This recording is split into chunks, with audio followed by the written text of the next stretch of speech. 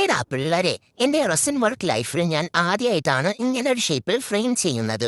ഈ ഓർഡർ തന്നത് എന്റെ കസിൻ സിസ് ആണ്. അവരുടെ ഫാമിലി ഫോട്ടോ വെച്ച് ഫ്രെയിം ചെയ്യണം എന്ന്. അതും അധികമാനം ചെയ്തിട്ടില്ലാത്ത ഷേപ്പിൽ വേണം. അങ്ങനെയാണ് ഞങ്ങൾ ഈ ഒരു ഷേപ്പ് കൺഫേം ചെയ്തത്. ഓവൽ എഗേറ്റ് ഷേപ്പ്, സൈഡിൽ ഗോൾഡൻ സ്റ്റോൺ ഒക്കെ വെച്ച് ചെയ്യാനാണ് കസിൻ പറഞ്ഞത്.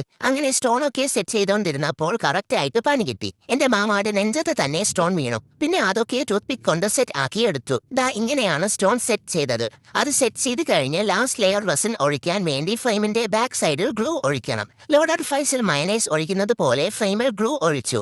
എന്നിട്ട് ഗ്ലൂ എല്ലായിടത്തും തേച്ച് ഡ്രൈ ആക്കി എടുത്തു. ഫ്രണ്ടിൽ റെസിൻ ഒഴിക്കുന്ന വീഡിയോ എടുക്കാൻ മറന്നോയി പിള്ളേരെ, സോറി. ദാ ഇത് നോക്ക്, നല്ല സാറ്റിസ്ഫൈയിങ് ആയിട്ടുണ്ട്. ഇതിനേക്കാളും സാറ്റിസ്ഫൈയിങ് ദാ ഇതിനെ ഇങ്ങനെ ചുരുട്ടി മടക്കി പപ്പടമാക്കി പൊടിച്ചുരുട്ടി എടുക്കുന്നതാണ്. എങ്ങനെയുണ്ട്? കൊള്ളാം അല്ലേ? ഇനി ഫ്രെയിമിന്റെ ലാസ്റ്റ് കുറച്ച് മിനുക്ക് പണി ചെയ്യാം. ഈ ഗോൾഡൻ മാർക്കർ കൊണ്ട് ദാ ഇതുപോലെ സ്റ്റോൺ ആൻഡ് ബീഡ്സ് ഇല്ലാത്തിടത്ത് വരച്ചു കൊടുക്കാം. പിന്നെ ഫ്രെയിം ഹാങ് അല്ല ചെയ്യുന്നത്, സ്റ്റാൻഡിൽ ആണ് വെക്കുന്നത്. സോ ദാ ഈ സ്റ്റാൻഡ് കൂടി കസ്റ്റമർ ഓർഡർ ചെയ്തിട്ടുണ്ട്. അപ്പോ ഇനി നമുക്ക് കുറച്ച് ഫോട്ടോഷൂട്ട് ആവാം. I mean video shoot. Video എടുത്തോണ്ടിരുന്നപ്പോ ദാന്തൊരു കടന്നൽ. ഇതെങ്ങാനും കുത്തിയാലോ? ഹെമ്മേ കുത്തല്ലേ എന്ന പ്രാർത്ഥനയോടെ ഷൂട്ടിംഗ് കണ്ടിന്യൂ ചെയ്തു. പിന്നെ ഫ്രെയിമിനെ സ്റ്റാൻഡിൽ വെച്ച് വീഡിയോ എടുത്തു. അതും സ്റ്റാൻഡ് വെച്ചത് ഈ ഒരു ചെറിയ സ്പേസിൽ ആണ്. ഒന്ന് അങ്ങോട്ടോ ഇങ്ങോട്ടോ ആയി പോയാൽ ഫ്രെയിമിന്റെ കാര്യം സ്വാഹ. പിന്നെ കസ്റ്റമർ എന്റെ കസിൻസസ് ആയതുകൊണ്ട് എന്നെ ഒന്നും ചെയ്യൂലായിരിക്കും അല്ലേ മോളെ?